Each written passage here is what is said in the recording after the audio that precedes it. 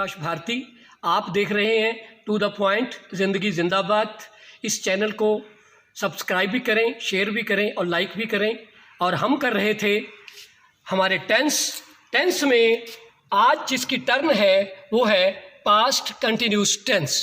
Past continuous tense समझने से पहले मैं आपको थोड़ा याद करवा दूं कि पास्ट कंटिन्यूस के पैरेलल इससे पहले हम प्रेजेंट कंटिन्यूस टेंस भी कर चुके हैं। उसमें हेल्पिंग वर्ब जो हम लगाया करते थे इज़ एम आर का प्रयोग करते थे। इस पास्ट कंटिन्यूस में हम वाज और वर्ब का प्रयोग करेंगे और वर्ब के साथ इंग का प्रयोग करेंगे। आपको ये टेंस बहुत ही आसान है सीखने में। चलिए एक बार इसको रिपीट करते हैं। पास्ट कंटिन्यूस टेंस तो इसकी पहचान रहेगी रहा था, रहे थे, रही थी।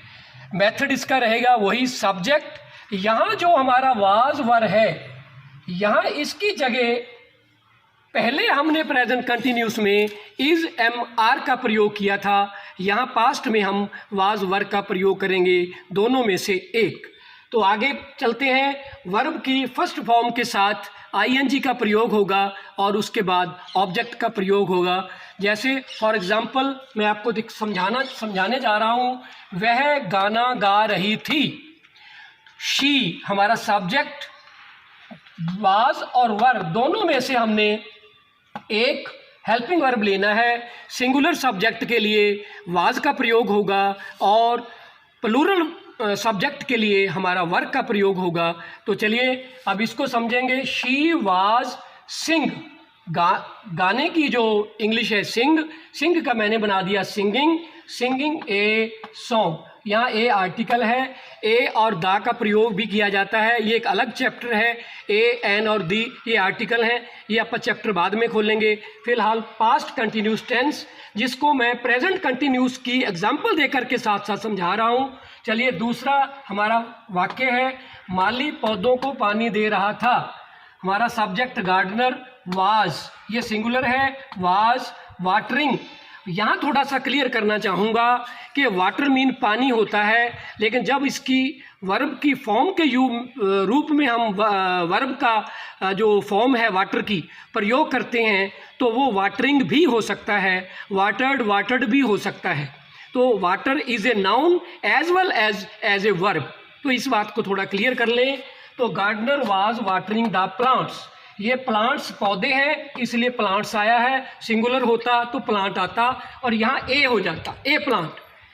नेक्स्ट, मैं कहानी लिख रहा था। I was writing a story. I subject है, वाज हेल्पिंग वर्ब है, राइटिंग हो गया, ए आर्टिकल है, स्टोरी ऑब्जेक्ट है, वाक क्लियर हो गया। वह कार चला रहा था। He was driving a car. अब मुझे लगता है ज़्यादा समझाने की आवश्यकता नहीं है, सब्जेक्ट ऑब्जेक्ट आपके सामने है, बच्चे बहुत अच्छी तरह समझ रहे होंगे। हेल्पिंग वर्ब और इंग का वर्ब के साथ कैसे प्रयोग किया गया है ये क्लियर हो गया होगा। तो आशा करता हूँ एक सेंटेंस और समझाऊंगा। हम रेडियो सुन रहे थे। वी वर लिसनिंग रेडियो को सुन रहे थे। तो ये पास्ट कंटिन्यूस के सेंटेंसेस मैंने आपको करवाए हैं। एक बार मैं पुनः रिपीट करना चाहूँगा। प्रेजेंट कंटिन्यूस टेंस जिसमें इज़ एम आर का प्रयोग करते थे और कोई चेंज नहीं थी, वो मैंने यहाँ एग्जाम्पल के तौर पे उन्हीं सेंटेंसेस को कन्वर्ट करके प्रेजेंट कंटिन्यूस में चेंज किया है। वह गाना गा रहा है। वह गाना गा रही है। She is singing a song. माली पौधों को पानी दे रहा है। Gardener is watering the plants. तो अब ध्यान दें ज़रा कि यहाँ इज का प्रयोग हो रहा है और आगे चलेंगे। I am writing a story. मैं कहानी लिख रहा हूँ।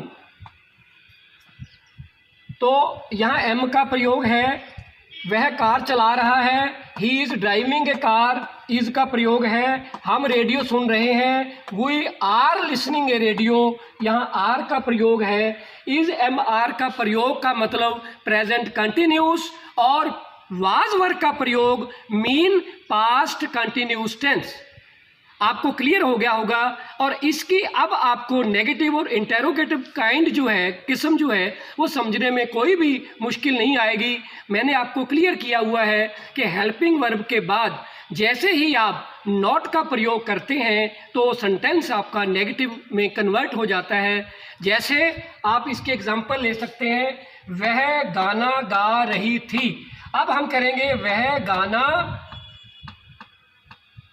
नहीं गा रही थी, तो शी वाज हेल्पिंग वर्ब के बाद मैंने यहाँ नॉट का प्रयोग कर दिया है, she was not singing a song. ऐसे ही माली पौधों को पानी नहीं दे रहा था, गार्डनर वाज नॉट, नहीं, यहां कर ले नहीं। तो मैं कहानी लिख रहा था, मैं कहानी नहीं लिख रहा था, I was not writing a story.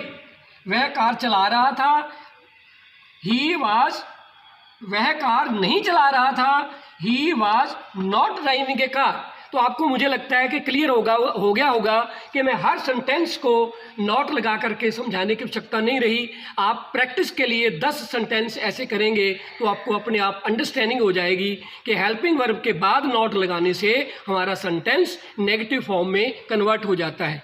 और बिल्कुल सेम मैंने आपको इसी पैटर्न पर एक बात और बताई है कि इंटेरोगेटिव बनाने के लिए हम हेल्पिंग वर्ब को जैसे ही सब्जेक्ट के बाहर रखते हैं तो वो हमारा इंटेरोगेटिव बन जाता है। इसी को हम एक सेंटेंस को समझाऊंगा तो बाकी आप खुद करेंगे। जैसे क्या वह गाना गा रही थी। अब ये नॉट एक बार ना समझा जाए, वह गाना गा रही थी, तो ये शी है, तो वाज हमारा हेल्पिंग वर्ब जो है वो यहाँ आ जाएगा और इसकी एस जो है वो छोटी हो जाएगी। तो was she singing a song. इसी को ही हम कन्वर्ट कर सकता हूँ। यदि आप इंटेरोगेटिव और नेगेटिव करना चाहेंगे, दोनों मिक्स्ड, तो ये बन जाएगा was she not singing a song. तो ये नेगेटिव और इंटेरोगेटिव इस प्रकार बनेंगे। बहुत आसानी है। जो सेल्फ स्टडी बच्चे करते हैं, सेल्फ प्रैक्टिस करते हैं, वो इन सेंटेंसेस को बड़े आराम से इत्मीनान से कर सकते हैं। आज के लिए इतना ही। कल फिर मिलेंगे एक नए टेंस के साथ। नेक्स्ट टेंस हमारा होगा पास्ट परफेक्ट। तो पास्ट परफेक्ट की पहचान, उसका मेथड और उसके सेंटेंसेस को कैसे कन्वर्ट करना है, ये हम कल बात करेंगे। तब तक के लिए टू द पॉइंट ज़िंदगी जिंदाबाद। सब्सक्राइब करें, शेयर करें, लाइक करें। बहुत बहुत धन्यवाद। Thank you all of you. नमस्कार, आदाब, जिंदगी जिंदाबाद। मैं हूं आपका दोस्त और होस्ट संजीव शाद। आप देख रहे हैं टू द पॉइंट।